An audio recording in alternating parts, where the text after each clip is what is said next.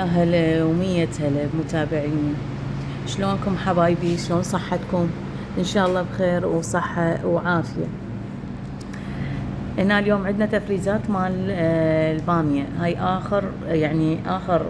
هي اخر وجبة لين راح تنقطع.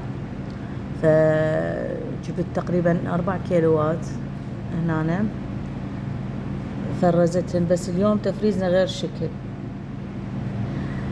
خليتها مي حار يفور، طبعا قلمتها، خليتها مي حار يفور، مي وملح، بعدين رأسة طلعتها. هي على هذه يعني شوفوا شلون تاخذ لها فورتين ورأسة نطلعها، ما اخلي لونها يعني شلون يقلب او يصير يعني هذا اللي داكن. هنا كملت من عندها الوجبة كلها تقريبا، سويتها وجبات. هنا خليتها ببطالة بدون مي، صفيتها وخليتها تبرد وبطالة على الطبخات، يعني على الطبخات مالاتنا. فهنا هذا بدون مي، صفيتن وكملتن وخليتن بدون مي، مو مثل كل مرة مثلا اجيبها ذاك بدون سلق اخليه رأسة. اليوم طلعت لكم نموذج من عنده، سويت بامية. فهنا خليت رأسة الدهن والثوم، وطبعا اللحم اني مسالكته، قطع مال لحم صغار. فش اسمه، هسه راح اطلع لكم البطل. طلعته من المجمدة طبعا قبل بوقت حتى بس يفك. شوفوها لم تغير لونها ولا صاير يعني تصير مرات سوداء او هذه ماكو. فهنا أنا كملت حمسها شوية، حمستها ويا اللحم والثوم. بعدين معجون طماطة حمسة وياها، وسويت طماطة بالخلاط خليتها.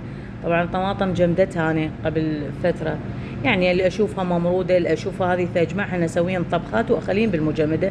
من أحتاج رأسة أنا أطلع بالخلاط أشتغلهن، وبعدين طبعا يكونن مايعات طلعتهم قبل بوقت أني. فهنا هذا دا أصفيها الطماطة وراح أخليها على نار عالية، بعدين أنصيها. هنا كملت، راح أخليها لا بعدها ما فايرة. هنا رجعت لها ورا تقريبا نص ساعة. شوفوها لقيتها تقريبا كاملة، بس هم اللي عندي يحبوها ثخينة، يردونها بعد يعني أثخن من هيجي. هسه من نصب وتشوفونها. هنا سويت طبعا التمن والخضرة نظفتها سريع سريع لأن البنات عندهم شغل. نريد نروح للمنصور، داخذ ملابس الفطومة يعني للبنات 3 أخذت لهم ملابس. هاي شوفوها شلون ثخينة، يحبونها هيك يعني المرقة عندي. فش اسمه كملت. فهنا كملنا غدانا ونظفنا وشغلاتنا. صار العصر، لا الغروب طلعت رأسة يعني. افترينا وهذه فطبينا، رحنا رأسة على محل فول في مول تاون سنتر. هنا هاي البنات دا يختارن شغلاتن. هسه اراويكم شو اشترن هماتين. هنا هو بس بهذا المحل دخلنا اشترينا غراضنا نحتاجها وطلعتهم للبيت، لأن الوقت متأخر واني والبنات وحدنا فما قدرت. فأنا صورت لكم مقتطفات، صورت لكم من المحل والشغلات اللي بيه. طبعا مسوي عروض وتخفيضات غنية عن التعريف، أم نبيل.